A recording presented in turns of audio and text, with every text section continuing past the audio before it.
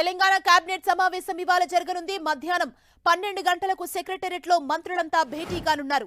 లోక్సభ ఎన్నికలకు ముందు జరిగే ఈ సమావేశంలో కీలక నిర్ణయాలు తీసుకునే అవకాశం ఉంది.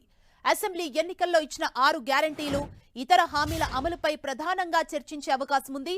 మహిళలకు వడ్డీ లేని రుణ పథకాన్ని పునఃప్రారంభించడం పైన చర్చించనుంది. ఇందులో భాగంగా ఇవాళ హైదరాబాద్ లో భారీ మహిళా సదస్సును నిర్వహిస్తుంది సర్కార్.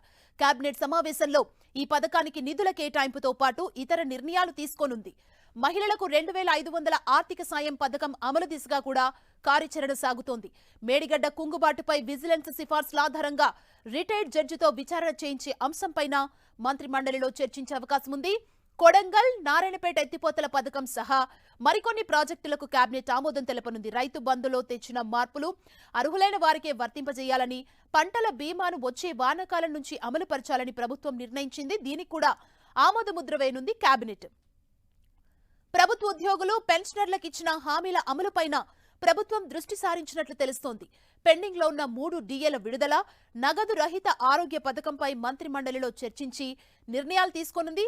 ప్రభుత్వం శనివారం ఆర్టీసీ ఉద్యోగులకు 21% ఫిట్మెంట్ ప్రకటించడంతో ప్రభుత్వ ఉద్యోగుల్లోనూ ఆశలు రేకెత్తుతున్నాయి. సీఎం రేవంత్ రెడ్డి ఇవాళ ఉద్యోగ, ఉపాధ్యాయ సంఘాల నాయకులతో సమావేశం కానున్నట్లు సమాచారం.